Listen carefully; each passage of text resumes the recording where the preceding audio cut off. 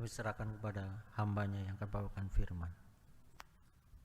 Puji Tuhan, selamat berjumpa kembali dalam ibadah online yang ada karena kasih karunia Tuhan. Kita hidup dari kasih karunia demi kasih karunia yang dianugerahkan Tuhan kepada kita dari hari datang ke sehari, dari malam kepada malam berikutnya, dari bulan kepada bulan berikutnya selama masa pandemi ini. Tidak terasa kita sudah melewati banyak hari selama masa pandemi ini, dan segala puji hormat kemuliaan bagi Allah kita di dalam nama Tuhan Yesus Kristus kalau kita ada dalam keadaan yang baik, kalau kita tidak kekurangan sesuatu yang baik. Puji Tuhan. Hari ini kita akan kembali melihat firman Tuhan dengan sebuah doa di dalam hati kita masing-masing. Ketika firman Tuhan ini kita dengar, kita baca, sebetulnya apa maksud Tuhan bagi saya? Dengan judul yang sangat singkat, curhat. Curhat atau mencurahkan isi hati. Tentu saudara mengenal ada seorang wanita yang pernah merasa begitu sedih karena kandungannya tertutup atau mandul. Dia sering diejek karena tidak bisa melahirkan anak. Dan itu ada di 1 Samuel 1 ayat 15. Tiap-tiap kali datang ke bait Allah, dia menjadi sangat sedih karena ada banyak hal yang membuat dia begitu sakit hati. Ada yang selalu mengejek dia khususnya. Dan ketika satu saat dicatat di dalam 1 Samuel 1, Hana yang penuh dengan kesedihan ada di bait Allah. Dia berdoa, dia mengutarakan semua hal di dalam hatinya sampai begitu lama. Dan dia berkata-kata dalam hatinya, bibirnya hanya komat kamit saja, tidak terdengar suaranya, sampai Imam Eli menganggap Hana ini mabuk. Karena sudah lama sekali diperhatikan, tidak selesai-selesai. Dan akhirnya Imam Eli berkata kepada Hana, sampai kapan nih kamu seperti orang mabuk seperti itu? Dan kalau kita baca dalam 1 Samuel 1 ayat 15, tetapi Hana menjawab, bukan tuanku, aku seorang perempuan yang sangat bersusah hati. Anggur ataupun minuman yang memabukkan tidak kuminum, melainkan aku mencurahkan isi hatiku di hadapan Tuhan. Jadi Hana sedemikian lama berdoa di dalam hatinya, berbicara kepada Tuhan dan mengutarakan semuanya, hanya mulutnya yang komat kamit. Dan dia mencurahkan isi hatinya kepada Tuhan. Dan ketika Imam Eli tahu hal ini, dia juga berkata kepada Hana untuk ya kiranya Tuhan yang akan mengerjakan apa yang diminta dari Tuhan. Tuhan akan menolong ya. Dan kalau kita baca tadi kita baca selanjutnya di ayat 16, di situ jelas dikatakan bahwa dia itu sangat bersusah hati karena cemas dan sakit hati. Ada kecemasan, ada sakit hati. Itu sebabnya dia sangat bersusah hati. Dan kalau kita lihat berikutnya dicatat di Alkitab, sesudah mencurahkan isi hatinya kepada Tuhan, biasanya di waktu-waktu yang lalu Hana tuh nggak mau makan. Tapi kali ini dia sudah mencurahkan isi hati. Mungkin sebelum-sebelumnya ketika di bait Allah dia tidak mencurahkan isi hatinya ya kalau menurut ayat yang kita baca. Sebab ini berbeda, biasanya nggak mau makan, sekarang dia mau makan, mukanya tidak muram lagi. Jadi biasanya orang-orang kalau ibadah di rumah Allah itu memang ada dalam kelompok-kelompok besar, kelompok-kelompok kecil, dan mereka harus mempunyai perbekalan karena perjalanan pergi dan pulang itu jauh. Dan kadang-kadang juga rombongannya ada rombongan anak-anak dan wanita, tapi ada juga anak-anak yang udah remaja ke atas itu yang laki-laki bisa ikut dengan kelompok laki-laki, ya. Itu adat istiadat mereka. Dan kali ini Hana mau makan dan mukanya tidak muram lagi. Saudaraku yang dikasihi oleh Tuhan, selama masa pandemi ini, bahkan mungkin sebelumnya, berapa banyak di antara kita menjadi orang-orang yang dikatakan atau menamakan diri pengikut Kristus, tetapi seringkali kita sangat bersusah hati. Dari bangun tidur sudah susah hati. Tambah siang kadang lebih susah, ya. Ada berapa banyak orang, berapa banyak di antara kita yang punya kecemasan. Tiap hari ada kecemasan. Cemas akan hari esok, cemas untuk tahun depan, cemas untuk 3 tahun depan. Padahal Tuhan bilang, tiap hari itu pasti ada kesusahannya. Kesusahan sehari itu cukup hanya untuk 1 hari saja. Jadi sebetulnya betapa tidak benar di hadapan Tuhan kalau kita begitu susah, cemas, karena memikirkan besok, lusa, 1 tahun ke depan, 3 tahun lagi karena anak saya nanti lulus SMA mau kuliah di mana, lalu yang sudah kuliah anaknya juga memikirkan lagi kerjanya di mana dan menjadi cemas dan lain sebagainya. Atau orang-orang muda yang menjadi cemas karena belum ketemu pasangan hidup dan itu menjadi cemas terus-menerus. Apalagi kalau orang ini ngomong begini, ngomong ini, tambah sedih, tambah nggak mau pergi kemana-mana, Pak, tambah menjauhkan diri, karena nanti ditanyanya kapan menikah, mana pasangannya. Apakah seperti itu kehidupan anak-anak Tuhan? Anak-anak remaja yang selama pandemi penuh kesusahan hati karena nggak ketemu teman. Kapan saya akan ketemu teman, main lagi ke sana kemari. Apakah seperti itu remaja Kristen? Apakah seperti itu remaja-remaja pengikut Kristus? Ya, apalagi yang sakit hati. Sakit hati, masih ingat tuh, tiap kali lihat benda itu kesel. Ya bukannya dibuang kayak ya bendanya. Ada orang-orang yang tiap lihat benda itu kesel sama seseorang. Ingat kejadiannya, kenapa dibuang saja ya. Pacar lama yang mutusin gini, udah buang aja fotonya semua tentang dia. Kenapa harus disimpan gitu kan. Dan lain sebagainya. Sakit hati karena perkataan orang ini di 3 tahun lalu. Bahkan ada yang sakit hati waktu kecil saya diginiin sama orang ini.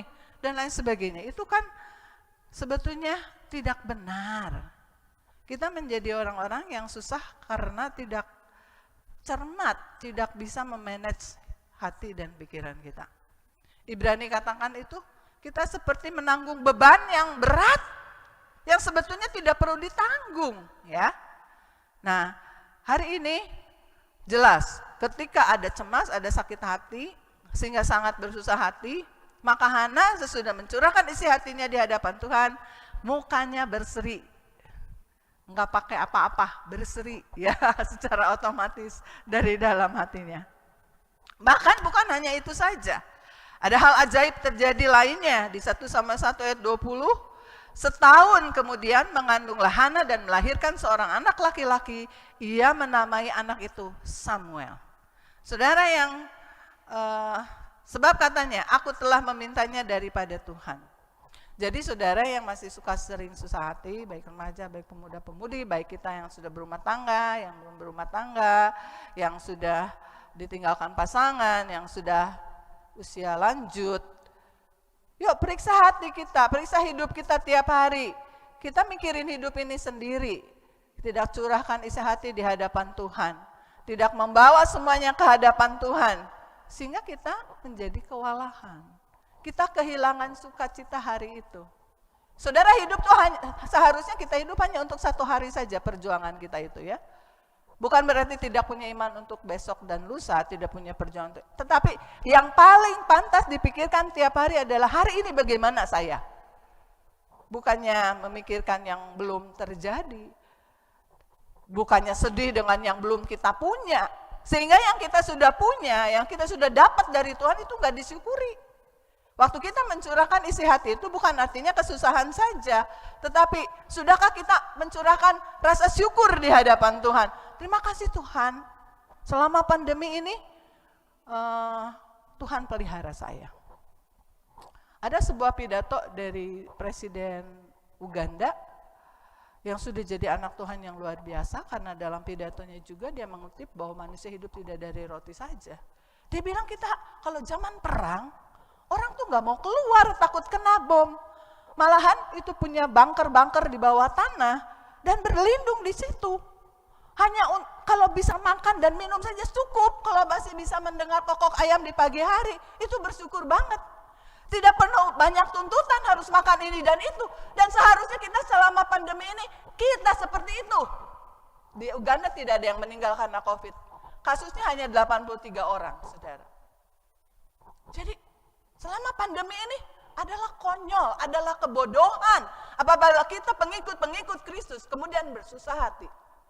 Karena mencemaskan ini dan itu. Dan tidak bersyukur bahwa hari ini kita dipelihara Tuhan. Kita ditambahkan lagi usia 1 hari. Apalagi selama pandemi ada di antara kita, termasuk kami, menerima kejutan-kejutan dari Tuhan. Bagaimana Tuhan melipat gandakan berkat yang Tuhan berikan. Bagaimana setiap hari ada hal-hal baru yang bisa kami pakai dalam hidup kami. Itu luar biasa sekali. Saudara yang masih bisa bersuka cita karena ada ini dan itu, harusnya lebih bersyukur lagi, lebih mencurahkan rasa syukur di hadapan Tuhan. Sehingga kita akan mengalami perubahan-perubahan ya. Dan bukan itu saja, kejutan lain dari Tuhan setelah Hana juga mencurahkan isi hatinya di hadapan Tuhan dalam bentuk lagu pujian kepada Tuhan. Maka di 1 Samuel, itu di 1 Samuel 2 ya. Lalu di 1 Samuel 2 ayat 21, dan Tuhan mengindahkan Hana sehingga dia mengandung dan melahirkan 3 anak laki-laki dan 2 anak perempuan lagi. Dari wanita yang dikatakan kandungannya ditutup, tertutup, mandul. Maka lahirlah anak-anak laki-laki 3 dan anak perempuan 2. Sementara Samuel memang sudah diberikan di rumah Allah. Dan bahkan luar biasa lagi, Samuel yang muda itu semakin besar, semakin disukai baik di hadapan Tuhan maupun di hadapan manusia. Luar biasa pula karena Samuel makin besar dan Tuhan menyertai dia, dan tidak ada satupun dari firman-Nya itu yang dibiarkan oleh Tuhan gugur. Samuel juga diberi jabatan nabi dan hakim oleh Tuhan. Ada ayat-ayatnya saya tampilkan di situ. Jadi ini luar biasa sekali ya. Ketika dulu-dulu dia belum mencurahkan isi hatinya, dengan mencurahkan isi hati juga mengingat firman, janji yang kita pegang. Itu sebabnya kalau doa yang baik itu kita baca firman, doa, baca firman lagi, doa. Kalau yang punya waktu banyak itu bahkan bisa sepanjang hari. Kita yang sudah tidak punya tanggung jawab untuk membesarkan anak lagi, hanya berdoa syafaat di rumah, itu ada banyak waktu untuk pegang janji Tuhan, untuk anak yang satu ini, untuk cucu yang ini, untuk usaha anak saya, untuk cucu saya yang sekarang mau kuliah di mana dan sebagainya. Lalu baca Alkitabnya, pegang janji Tuhannya. Ketika ada kekhawatiran tentang apapun juga, ada huru-hara, ada PSBB, ada apa-apa, kadang mengkhawatirkan orang tua yang di rumah menanti-nanti. Orang tua seperti kami juga di rumah itu paling senang kalau malam-malam, sore-sore gerbang kami dibuka dan kami tahu itu adalah putri-putri kami. Itu melegakan banget ya. Itu tiap hari kami itu menantikan gerbang dibuka. Untungnya gerbang dan grendel pintu gerbang tuh bunyi ya. Jadi kalau udah kira-kira jam sekian belum datang, lalu agak malam lagi belum datang, maka kelegaan di hati kami berdua adalah ketika tahu, oh ini anak-anak kami. Cirinya apa? Begitu masuk gerbang buka, gerek, lalu bunyi gerbang besinya terbuka grek gitu, lalu ditutup lagi. Sebab kalau masih terbuka itu bukan anak putri-putri kami ya. Tapi sang pemimpin pujian tadi ada urusan ya untuk ambil barang dan barang atau apa. Jadi saudara, sebagai orang-orang tua yang tinggal di rumah dan hanya menunggu anak pulang, bahkan mungkin ada di antara saudara yang sendirian terus di rumah ya. Saya tahu ada yang sendirian terus di rumah, tidak bisa berbisnis karena bisnisnya kurang ditunjang oleh keadaan. Maka bapak atau ibu ini atau saudara ini, maka curahkan saja isi hati. Sambil baca firman, pegang janji-janji Tuhan, curahkan lagi isi hati. Kalau kesal sama seseorang, kesal karena sesuatu hal, takut, cemas, khawatir, ceritakan semuanya. Saya tidak tahu Tuhan bagaimana hidup saya selanjutnya. Hari ini usaha saya tidak bisa dijalankan. Saya tidak tahu bagaimana saya akan hidup. Tapi saya pegang janji Tuhan. Kalau burung di udara Tuhan pelihara, maka saya juga akan dipelihara Tuhan. Entah seperti apa pemeliharaan Tuhan, tapi saya percaya Tuhan akan memelihara saya. Dan lain sebagainya. Lalu naikkan pujian, lalu lihat ke jendela, buka pintu sebentar, lihat orang yang lalu lalang. Curahkan isi hati di hadapan Tuhan untuk keselamatan mereka. Curahkan isi hati untuk supaya orang-orang di sekeliling rumah kita tidak kena COVID. Saudara harus pergi ke warung, pergi belanja, harus pergi kerja yang tiap hari masih harus pergi kerja. Terus curahkan isi hati untuk keselamatan banyak orang. Itu adalah pekerjaan yang luar biasa. Kalau saudara bisa mengerjakannya. Saudara pemuda-pemudi yang hari-hari ini dirumahkan atau hanya beberapa hari dalam sepekan harus pergi bekerja atau bekerja dari rumah atau kuliah dari rumah, belajar dari rumah, remaja-remaja. Kalian bisa mencurahkan isi hati kepada Tuhan dengan semua hal yang ada di sekeliling hidupmu dan kamu akan melihat perubahan. Ketika kita suka mencurahkan isi hati, kita itu sedang membuang sampah-sampah di hati kita. Sampah-sampah busuk yang harus dibuang di tempat yang benar. Ada banyak anak-anak yang suka malas buang sampah, sehingga akhirnya atau menaruh barang, sehingga akhirnya kena batunya. Saya pernah diundang datang di rumah sakit Santosa karena ada satu remaja putri yang kalau dia minum itu tidak mau langsung disimpan gelasnya sehingga kakinya robek 16 jahitan karena kebiasaan buruknya yaitu tidak suka menaruh kembali perangkat makan minumnya secepatnya. Nah, kalau malah seperti itu juga curahkan hati. Mama papa udah bilang, kamu nggak usah jangan gitu terus satu ya. Cepat bereskan. Biasanya malas, nanti cuek, meremehkan. Jangan sampai Tuhan harus berbicara keras seperti kepada remaja putri ini. 16 jahitan, saudara. Ya, saya melihat sendiri bagaimana penderitaan remaja putri ini, dan bukan dia saja, tapi biayanya banyak. Waktu itu belum ada BPJS yang bagaimana ya. Jadi keluarga ini belum bisa berapa entah 21 juta atau berapa itu ada 10 tahun yang lalu. Jadi kalau kita malas, kamu remaja-remaja curahkan di hadapan Tuhan. Tuhan, satu malas ya. Untuk menyimpan ini ke sana juga malas. Saya kok seperti di Yesaya itu, teruna-teruna menjadi letih dan lesu. Ya sekarang, letih lesu, cuman bisanya ngeklik aja, gitu, ya. Mau bergeser sedikit aja, berat rasanya, begitu kan? Jadi kalau makan apa-apa, ya di situ semua sampahnya.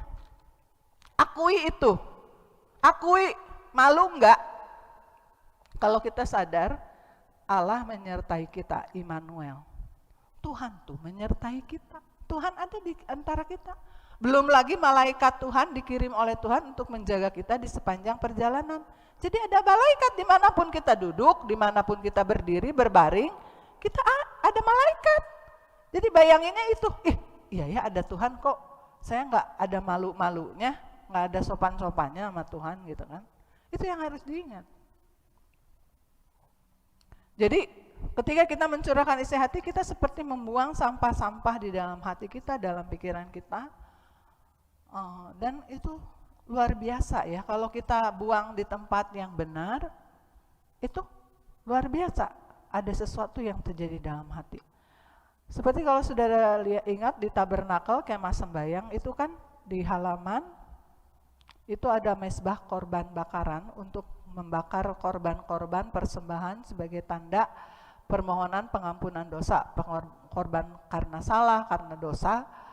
Itu banyak abunya, jadi dia pakai jaring-jaring begitu, ini korban di atas, sehingga kalau dibakar itu ada banyak serpihan ke bawah, dan si debu ya, debu-debu bakaran, kalau dibiarin itu si korban bakaran nggak bisa terbakar lagi, karena apinya jadi padam, dan itu harus dibuang, nggak boleh sembarangan. Abu-abu korban bakaran itu harus dibuangnya di seberang Sungai Kidron. Ada tempat khusus di situ. Ya, itu bicara tentang Kristus dan salib Kristus. Jadi kita juga sama. Boleh kita ungkapkan semua sakit hati kita, kesal kita, tapi kepada siapa? Jangan kepada orang. Kita jadi menjelekkan orang. Pegawai-pegawai, karyawan-karyawan, bawahan-bawahan, seharusnya unek-unek kita itu kita bawa di hadapan Tuhan. Jadi kita tidak menjelekkan siapapun, kita tidak menabur debu di depan orang-orang. Kita kesel sama siapapun, kita tidak setuju dengan keputusan si A, si B, tidak setuju dengan ini, curahkan di hadapan Tuhan. Doakan, saya sakit hati tadi bilang begini, difitnah sama teman saya tidak bisa terima tadi, saya yang kerja, saya yang ditegur padahal kesalahan dia yang dipuji. Tapi tiba-tiba kalau lagi curhat gitu biasanya kita ingat firman ya. Tapi kan Tuhan tahu, Tuhan melihat aku, itu jauh lebih penting. Biarlah aku benar di hadapan Tuhan. Belum waktunya aku dapat upah dari pekerjaanku. Ya, Tuhan, Engkaulah upahku, Yesuslah upahku. Itu luar biasa. Nanti senyum sendiri. Waktu mau curhat sakit hati, mukanya muram, kisut, jelek ya. Kalau kita lagi marah itu kan, jadi muka sendiri aja kita lihat nggak suka, apalagi orang lain ya. Tapi sudah kita curhat biasanya ada perubahan. Jadi, yuk siapa yang suka ngomongnya, curhatnya sama manusia terus, berhentilah. Ada waktu memang, beberapa di antara kita yang belum bisa semuanya kepada Tuhan, boleh kepada manusia. Tapi kita ke Tuhan dulu ya. Dan ada kalanya Tuhan bilang, udah kamu gak usah ngomong dah, aku yang beresin. Nah gitu tuh gak usah ngomong lagi, ntar kok seperti yang ada dalam pikiran saya, itu ajaibnya. Seperti Hana waktu dia mengandung, wah ajaib kan? Masih 9 bulan ya, keajaiban aku bisa hamil. Pasti dia senyum terus ya. Walaupun hamil itu ada sakit-sakitnya, apalagi pada usia tertentu gitu ya, usia kehamilan tertentu. Tapi pasti Hana bersuka cita, apalagi anaknya lahir sehat, anaknya juga mau ditaruh di bait Allah, nggak rewel ya. Kan sangat sulit nih, masih kecil banget nih. Samuel waktu dibawa ke bait Allah. Tapi kok Samuelnya mau, itu luar biasa. Jadi saudaraku yang dikasih Tuhan, periksalah hidup kita, apakah kita mau pikul sendiri semuanya sampai kita kewalahan, sampai kita bete, sampai kita tertekan, ataukah kita mau datang sama Tuhan. Seperti hati keras, kadang-kadang kita juga punya kekerasan hati, nggak mau melakukan ini.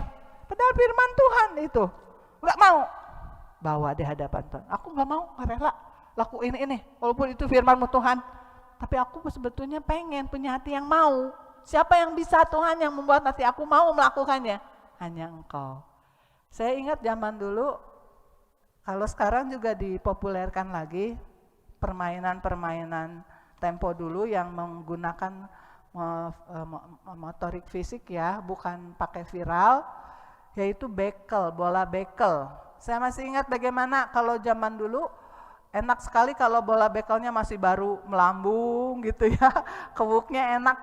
Tapi begitu dia pantulannya tambah pendek, tambah kita nggak enak. Dan biasanya itu direndam di minyak tanah. Sampai dia melembung, mengembang, lalu pantulannya jauh lebih tinggi dari waktu pertama kali beli. Begitulah kita mencurahkan isi hati di hadapan Tuhan, kayak bola bekel yang udah nggak bisa melambung lagi. Tapi kita kemudian berendam di dalam lautan kasih Tuhan. Kita ingat janji-janji Tuhan, kita ingat firman Tuhan, maka kita melambung tinggi lagi. Kita akan penuh dengan pengharapan lagi. Ada lagi, itu kan tadi wanita suka curhat. Laki-laki mah tuh cengeng lah, curhat-curhat. Tuhan tidak berkata inilah perempuan saja. Nanti ada ayatnya. Raja Hizkia waktu mendapat ancaman dari Raja Asyur, Sanherib, dengan utusan yang menjelek-jelekan Tuhan, yang menjelek-jelekan segala hal yang ada dalam kerajaan Hizkia, dalam kepemerintahan Hizkia, dan khususnya mencela nama Tuhan. Maka surat yang dibawa oleh juru bicara utusan Raja Asyur itu yang penuh dengan celaan kepada Tuhan, itu dibuka. Gulungan surat itu dibuka di bait Allah, di hadapan Tuhan. Hizkia mencurahkan isi hatinya. Saya bacakan dari Raja-Raja 2 Raja-Raja 19 ayat 14 sampai 19. Hizkia menerima surat itu dari tangan para utusan lalu membacanya. Kemudian pergilah ia ke rumah Tuhan dan membentangkan surat itu di hadapan Tuhan. Hizkia berdoa di hadapan Tuhan dengan berkata, "Ya Tuhan Allah Israel yang bertahta di atas kerubim, hanya Engkau sendirilah Allah segala kerajaan di bumi. Engkaulah yang menjadikan langit dan bumi. Sandengkanlah telingamu ya Tuhan dan dengarlah. Bukalah matamu ya Tuhan dan lihatlah. Dengarlah perkataan Sanherib yang telah dikirimnya untuk mengaibkan Allah yang hidup. Ya Tuhan, memang raja-raja Asyur telah memusnahkan bangsa-bangsa dan negeri-negeri mereka dan menaruh para Allah mereka ke dalam api, sebab mereka bukanlah Allah, hanya buatan tangan manusia, kayu dan batu, sebab itu dapat dibinasakan orang. Maka sekarang ya Tuhan Allah kami, selamatkanlah kiranya kami dari tangannya, supaya segala kerajaan di bumi mengetahui bahwa hanya Engkau sendirilah Allah, ya Tuhan." Dan saat itu pasukan Asyur itu sudah mengepung, tak terbilang banyaknya. Tetapi dengan Hizkia mencurahkan semuanya di hadapan Tuhan. Kemudian kita membaca di 2 Raja-Raja 19 ayat 35. Maka pada malam itu keluarlah malaikat Tuhan, lalu dibunuhnyalah 185.000 orang di dalam perkemahan Asyur. Keesokan harinya pagi-pagi tampaklah semuanya bangkai orang-orang mati belaka. Jadi hanya dengan menyerahkan semuanya ke dalam kedaulatan Tuhan, menyerahkan semuanya ke dalam kekuasaan tangan Tuhan, maka Hizkia dan pasukannya tidak usah berperang, tapi Tuhan berperang ganti mereka. Dan lihatlah hasilnya, 185.000 orang itu semuanya ditewaskan oleh malaikat Tuhan. Bahkan kalau saudara baca ayat 36-37, Raja Sanherib ketika tahu hal itu dia melarikan diri, lalu waktu ada di sebuah rumah Baal, itu anaknya sendiri, 2 orang anaknya membunuh dia. Jadi bukan harus Hizkia yang melawan Sanherib. Tuhan dengan klik-klik tertentu, Sanherib pun ditewaskan. Bagaimana kita menghadapi hidup tiap-tiap hari?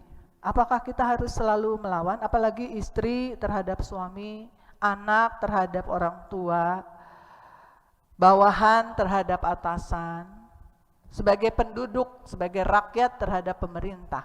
Apakah kita harus selalu demo dengan memviralkan sesuatu seperti hari-hari ini, apa-apa viral? Belum tentu betul sudah menyebar ke semua dan lebih banyak orang yang percaya. Lebih banyak lagi karena harus udah kirim lagi, padahal belum tentu kebenarannya. Apakah kita harus serupa dengan dunia seperti itu untuk menunjukkan nih saya nggak bisa terima? No. Bahkan kalau musuh sekalipun, ada ancaman sekalipun, ada hal-hal yang sangat mendesak sekalipun, kalau Tuhan tidak membuka jalan untuk melakukan sesuatu hal, lebih baik berdiam diri. Dengan berdiam diri dan tinggal tenang, disitulah letak kekuatanmu, dan Tuhan yang berperang ganti kita. Dan kalau Tuhan yang berperang, kita pasti menang. Yang sekarang mungkin sedang bergumul untuk sebuah pekerjaan baru, untuk sebuah bisnis baru, biar Tuhan yang akan meratakan jalan kita. Gak usah kasak kusuk dengan cara-cara kita. Kalau kehendak Tuhan, saya pasti bisa. Kalau Tuhan tutup jalan, Tuhan kasih rintangan, saya akan berhenti. Tuhan, saya percaya ada hal lain yang Tuhan akan bukakan. Jadi saudaraku yang dikasih oleh Tuhan, sebagai istri-istri juga, sebagai ibu, orang tua juga terhadap anak, tidak selalu harus bicara. Harus bicara, apalagi bicara dengan kurang sopan, sampai anak-anak ada yang kalau mamahnya bicara begini saudara, tutup telinganya. Atau papahnya berbicara, tutup telinganya. Aduh sedih banget ya. Saya bilang, kenapa kamu gak sopan? Mama lagi bicara, kok tutup telinga? Saya pernah bertanya sama anak, habis mama itu kalau bicara pasti marahin saya. Gak ada yang lain, Bu. Oh gitu. Tapi kan kamu harus tahu, kenapa mama marah? Kamunya yang bandel kali, kamunya kali yang lawan. Ibu berdoa, jangan awas loh, dosa loh. Kalau ibu lihat gitu lagi, awas ya. Tuhan gak suka, ibu udah kasih tahu. Gak sopan itu, mama bicara atau papa bicara kamu tutup telinga. Puji Tuhan saudara, anak ini, ya anak kecil ya, ada perubahan. Lalu dia ngomong ke saya berikutnya, Ibu, aku udah doain mama. Pertama dia bilang begini, kamu harus berdoa minta ampun untuk mama. Gak mau, anaknya gak mau, itu umur 5 tahun anaknya ya.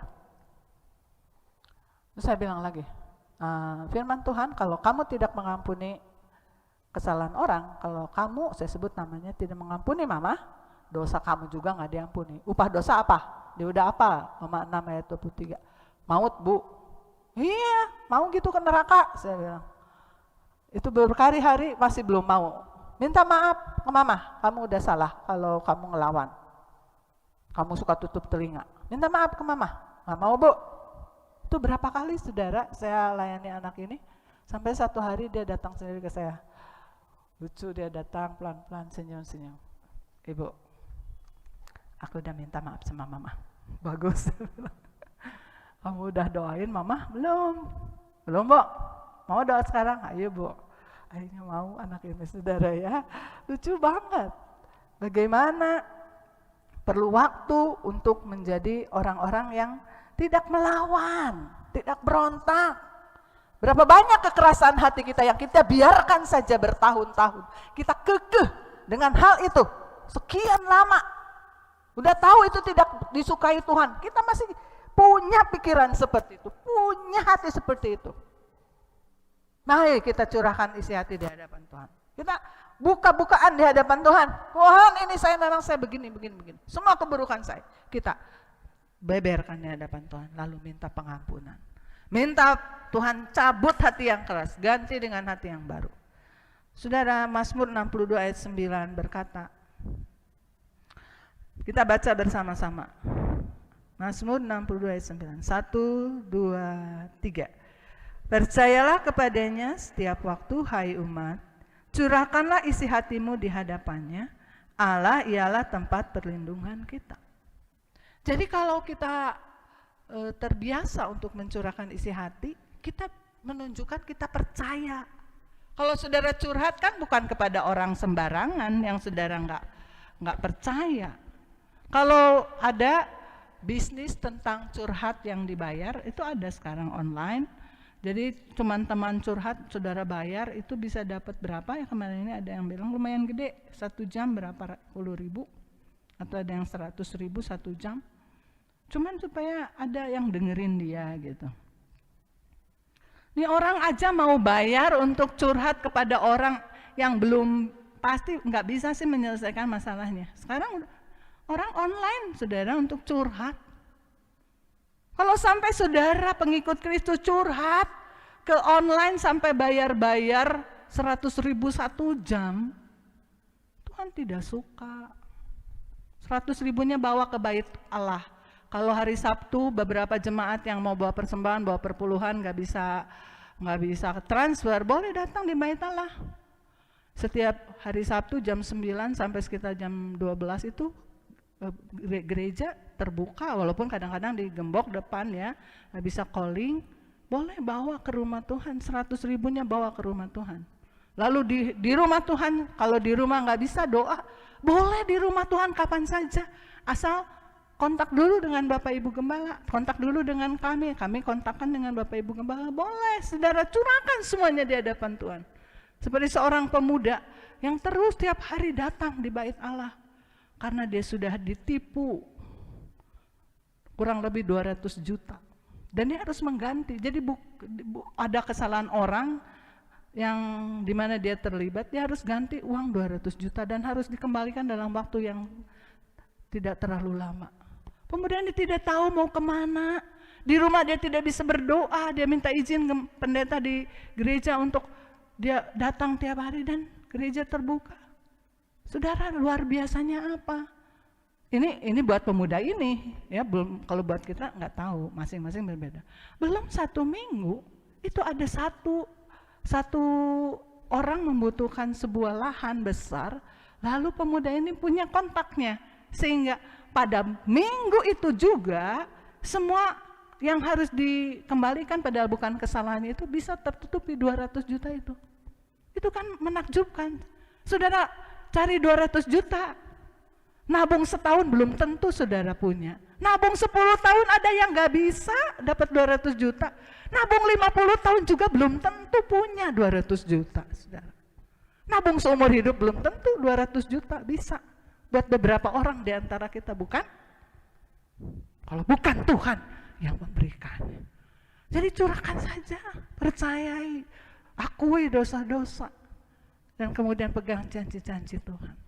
Ada seorang, kita baca juga, saya bacakan juga untuk saudara dari Amsal pasal 1 ayat 23. Berpalinglah kamu kepada teguranku, sesungguhnya aku hendak mencurahkan isi hatiku kepadamu dan memberitahukan perkataanku kepadamu. Jadi bukan hanya Tuhan menyuruh, kalau curahkanlah artinya perintah. Kata yang berakhiranlah itu merupakan perintah. Tuhan memerintahkan, curahkan isi hatimu supaya kamu punya kepercayaan yang bertambah besar kepada Tuhan. Supaya bisa percaya kepada Tuhannya tuh enggak sekali-sekali, tapi setiap waktu. Dan luar biasanya juga Tuhan mau mencurahkan isi hati. Bahkan di Amos dikatakan Tuhan enggak akan melakukan sesuatu kalau belum memberitahu kepada nabi-nabinya, pada orang-orang tertentu untuk melakukan sebuah hal. Misalnya bencana, ada yang 23 tahun kemudian terjadi, tapi Tuhan sudah kasih tahu dari 23 tahun sebelumnya. Dan yang menjadi menarik juga, seorang tokoh kebangunan rohani, Charles Finney yang hidup 1792 sampai 1875, dia tuh senang membaca Alkitab, tapi sering tidak mengerti. Tapi dia senang membaca Alkitab, dia tidak mengerti, baca lagi. Satu hari tanggal 8 Oktober 1821, Tuhan mewahyukan firman yang dibacanya dan dia menyerahkan diri kepada Tuhan. Lalu dia mulai senang mencurahkan isi hatinya kepada Tuhan di sebuah tempat favorit. Ada sebuah desa sepi, di sebuah pohon besar yang rindang, dia sering ada di situ. Mencurahkan isi hatinya, baca Alkitab, mencurahkan isi hatinya. Dari kadang kalau dia weekend, dia tidak ke kantor, dia bisa dari pagi sampai siang terus mencurahkan isi hatinya di hadapan Tuhan. Sampai satu hari dia tidak tahu, tidak pernah dengar khotbah, dan dia tidak pernah lihat orang mengalami hal itu. Tapi satu malam dia dipenuhkan dengan Roh Kudus, dibaptis Roh Kudus. Dia mengalami pekerjaan Roh Kudus yang luar biasa berhari-hari kemudian berikutnya. Dia terus mengalami gelora dari sorga yang membuat dia merasa, Tuhan, aku nggak tahan lagi merasakan kemuliaan Tuhan ini. Bagaimana aku harus? Dia mulai bukan cuma mencurahkan isi hatinya, dia mencurahkan seluruh roh, jiwa, bahkan tubuhnya kepada Tuhan. Dan akhirnya dimulai dengan seorang jemaat teman segereja yang datang di kantornya, dan waktu cerita, Vini menceritakan pengalamannya, tiba-tiba temannya ini juga jatuh tersungkur dan dia dipenuhkan Roh Kudus juga. mulailah terjadi kebangunan rohani dalam diri Charles Finney bersama temannya, dan kemudian terjadi kebangunan rohani juga di sebuah pabrik kapas. Dan itu terjadinya begitu saja, begitu dia diundang dulu ke salah satu panti asuhan untuk khotbah, dan di panti asuhan itu Allah bekerja, kemudian ada orang-orang yang tahu tentang khotbahnya Finney. Kemudian di pabrik kapas itu ada seorang wanita yang merasakan kuasa Tuhan sampai mau memasukkan itu ke jarum pemintalan, itu nggak bisa, gemetar, dan kemudian dia menjerit. Kemudian dia merasakan lawatan Tuhan, dan sampai akhirnya pabrik kapas itu dihentikan pemintalannya, dan pemiliknya dan pengawasnya mengatakan, udah tutup dulu, pintu gerbang tutup, kita beribadah. Di mana beribadahnya, sekian banyak pegawai, melanda itu seperti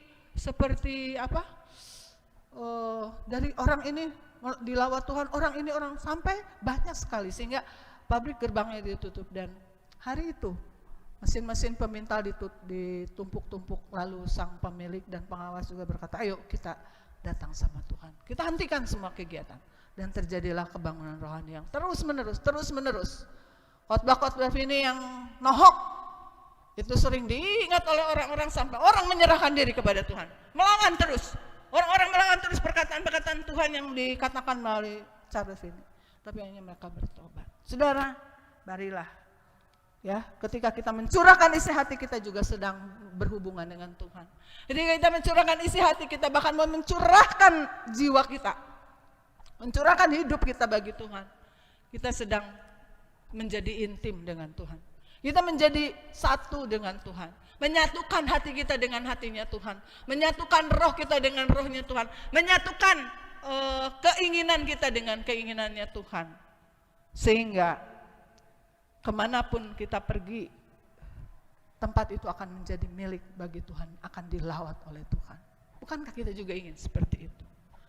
Finney juga merasakan bagaimana orang tuanya kemudian diselamatkan, menerima Tuhan Yesus dan diselamatkan.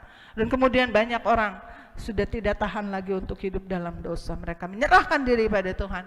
Dan itu berlangsung lama. Dan menurut catatan sejarah kebangunan rohani ini berlanjut terus. Paling lama berlangsung ya. Bahkan katanya sampai hari-hari ini juga yang di foundernya Charles Finney itu sampai sekarang terus mengalami pembaruan dari Roh Kudus. Jadi saudaraku yang dikasih oleh Tuhan, mari mulai dengan mencurahkan isi hati, supaya hati kita menjadi bersih setiap hari. Kesusahan sehari cukup untuk 1 hari. Kita jangan ngawang-ngawang untuk besok-besok, hari ini saja kita bertanggungjawabkan. Jadi kalau selama pandemi ini, anggap ini sebagai musim perang. Jadi nggak usah pusing, kalau tidak usah kuliah dulu, nggak apa-apa. Kenapa sih? Ya, kenapa sih harus pusing dengan anak harus datang ke sekolah? Ini seperti masa perang. Kalau perang dulu kelihatan orangnya, bomnya dan segalanya, sekarang nggak kelihatan.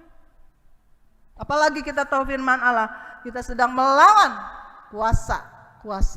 penguasa di udara, roh-roh jahat di udara. Tetapi roh yang ada di dalam kita harus bangkit, penuh dengan semangat dari firman Tuhan. Sebab roh yang di dalam kita jauh lebih besar dari roh yang ada di dalam dunia ini.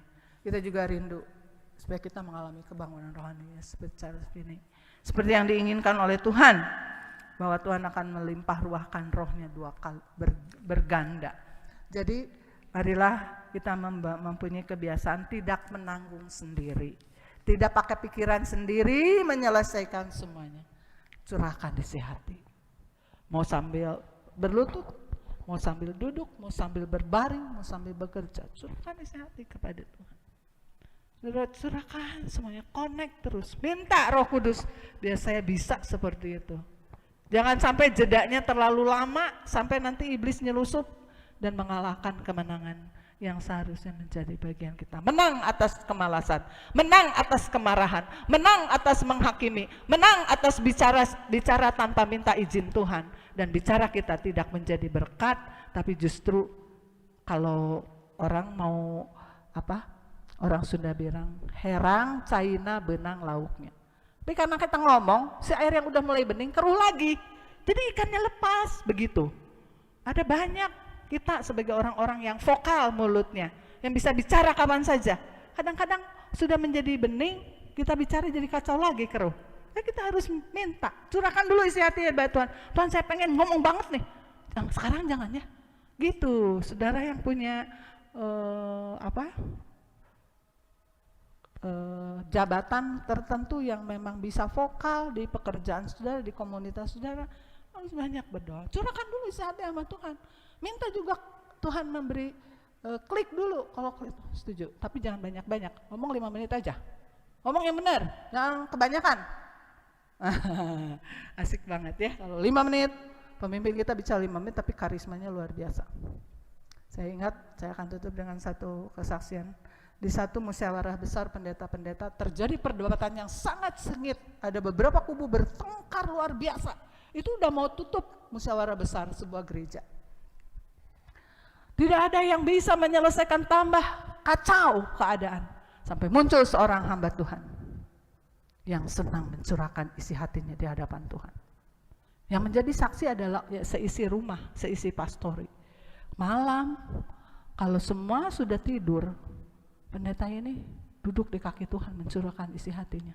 Pengerja-pengerja, isi pastori bangun. Dia baru bangun dari bersimpuh dan mencurahkan isi hatinya di hadapan Tuhan. Pendeta ini hanya bicara satu kalimat dan semua menangis di hadapan Tuhan. Saya tidak tahu ya kalimatnya, lupa. Tapi pendeta ini hanya mengutarakan satu kalimat dan semua ketegangan, semua kekisruhan dalam musyawarah besar se-Indonesia ini itu bisa selesai satu kalimat dari orang yang bukan saja mencurahkan isi hati, tapi mencurahkan semuanya bagi Tuhan, seperti air yang tercurah, seperti roti yang terpecah. Dan itu luar biasa. Semoga firman Tuhan menginspirasi kita. Atau Bu, atau Tante, atau Inga, gimana mencurahkan isi hati terus mah bingung atau nanti kerja lambat-lambat. Minta dong sama Tuhan, gimana Tuhan cara aku mencurahkan isi hati di hadapan Tuhan dan kemudian semua tetap beres. Nah, minta, nanti ada ide-ide dari Tuhan yang cemerlang, yang luar biasa. Akan muncul Samuel-Samuel yang firman tidak gugur. Firman Allah akan terus digenapi dalam hidup kita. Hari ini, hari Senin, Selasa, Rabu, Kamis, Jumat, Sabtu, Minggu. Ada orang kalau udah hari Sabtu low bad. Ada orang hari Rabu udah low bad ya rohaninya. Seringkali jadi pemarah dari Rabu sampai Sabtu. Minggu adem lagi, Senin sampai Rabu adem lagi. Tapi mulai Rabu sampai Sabtu suka banyak kekih, kok banyak kesel, banyak bete. Ada yang seperti itu. Dia suka bilang, pantas ya hari Jumat katanya. Kalau hari Jumat saya suka gini nih udah low bad. Ya cas terus dong ya. Kiranya Roh Kudus menolong kita supaya kita bisa mencerahkan hati dengan benar. Bukan sekedar unek-unek tapi mengambil kekuatan dari Tuhan. Mengingat firman. Kalau perlu kita, bukan perlu, ya bagus juga kalau saudara mencurahkan hati sama ayat-ayat yang saudara pegang. Ayat-ayat yang nanti akan menohok dosa-dosa saudara, menohok kesalahan saudara yang selama ini tidak kita sadari. Tuhan menolong kita, sendengkanlah telingamu, dengarkan teguranku. Buat kita yang sok jago, keminter, mau pakai akal sendiri, ya, pikirin sendiri sampai puyeng, nggak ada terobosannya, dan masih saja dipaksakan. Oke, bisa selesai, tapi kita tidak full sukacita, full syukur ya. Semoga Roh Kudus akan menginspirasi bagaimana cara kita bisa percaya kepada Dia setiap waktu, mencurahkan isi hati di hadapannya. Ku datang Tuhan, ubah hatiku baru, untuk bisa percaya kepada Tuhan setiap waktu, untuk melihat Tuhan. Ketika kita curhat, kita memandang wajahnya, kita mengingat firman-Nya, mengingat kasih-Nya, mengingat janji-Nya, dan sekaligus kita diubahkan. Dan semoga saja pada satu hari kita juga mengalami kebangunan rohani yang akan mendatangkan kebangunan rohani bagi komunitas kita, bahkan bagi kota kita, negeri kita, dan bumi ini. Datang dengan segenap hati, segenap jiwa, dengan segenap akal budi.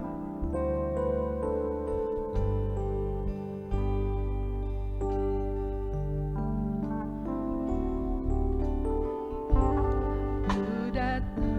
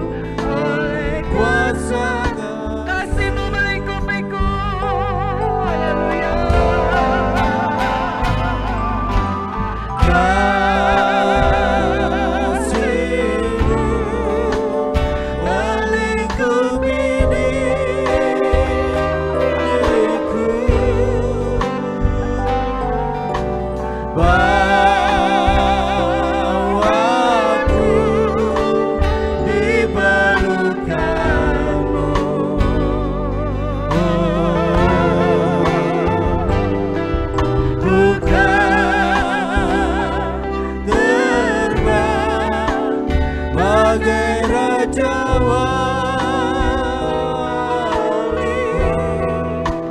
melayang diri, Rohmu mengangkatku oleh kuasa kasih-Mu. Tuhan, lihatlah kami, semuanya terbuka di hadapan-Mu. Seperti apa kami hidup tiap-tiap hari, ketika di rumah, ketika di masyarakat, ketika di tempat bekerja, dan dimanapun, juga di rumah Allah. Engkau tahu semuanya. Seperti apa Tuhan kami mempertahankan ketidakmauan kami untuk patuh seluruhnya kepada kehendak-Mu. Kekerasan-kekerasan hati yang terus bercokol, dan hanya Engkau yang bisa menghancurkannya dan melembutkannya. Mari Roh Kudus bimbing kami, supaya kami menjadi orang-orang yang terus datang kepadamu sampai Engkau mengubahkan kami. Sampai Engkau menyembuhkan sakit hati yang merupakan kebodohan dan tipu muslihat iblis. Semua kekesalan-kekesalan yang sebetulnya juga adalah tipu muslihat iblis.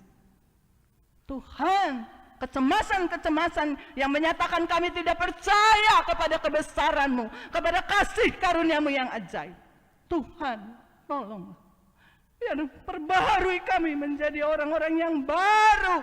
Roh dan pikiran kami diperbaharui hari lepas hari. Kami rindu mengalami kebangunan rohani dalam diri kami.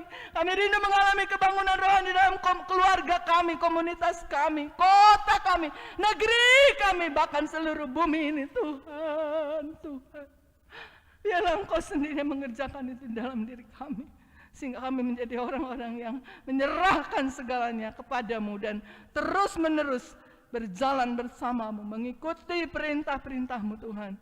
Sehingga kalau Engkau beserta kami, siapakah yang akan menjadi lawan kami? Bahkan Tuhan, seperti janji-Mu kepada Yosua, di setiap tempat yang kami pijak akan menjadi milik-Mu, menjadi tempat Allah melawat tempat itu.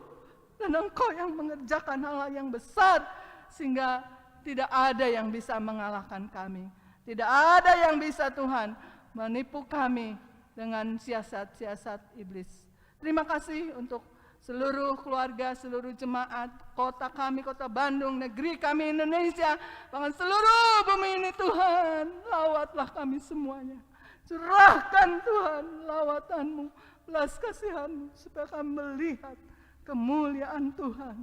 Bagaimana Allah bekerja di tengah pandemi. Kami tidak akan berkata, Tuhan, hentikan pandemi ini. Kalau pandemi ini baik Tuhan untuk semua, jadilah seperti kehendak-Mu sampai waktu yang Kau tentukan. Biarlah kami tidak kehilangan Tuhan kesempatan untuk terus percaya kepada-Mu setiap waktu. Karena kami juga terus diajar oleh Roh Kudus mencurahkan isi hati kami segala waktu. Terlebih yang diberi kemudahan dengan karunia-karunia Roh Kudus, kiranya kami menghargai. Terima kasih Bapa. Segala puji, segala hormat bagi-Mu di dalam nama Tuhan Yesus Kristus. Kiranya rahmat dari Allah, kasih sayang Yesus, dan kekuatan kuasa Roh Kudus akan menuntun kita terus untuk bisa percaya kepada setiap waktu dan mencurahkan isi hati kita dengan benar di hadapannya, dan kita dipulihkan dan kita juga dijadikan alat di dalam tangannya. Sama-sama kita katakan, amin. Tuhan memberkati.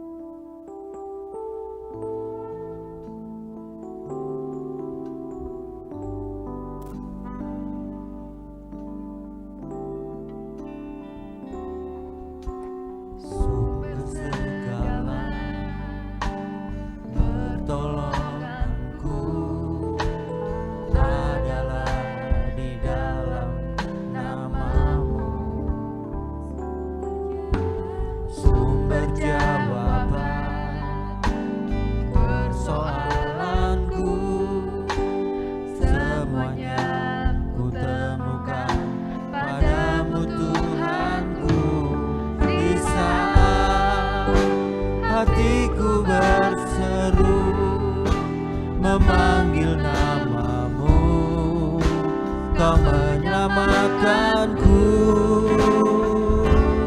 Ku dapat semua yang ku perlu darimu Bapakku, sebab ku tahu ada kuasa dalam namamu.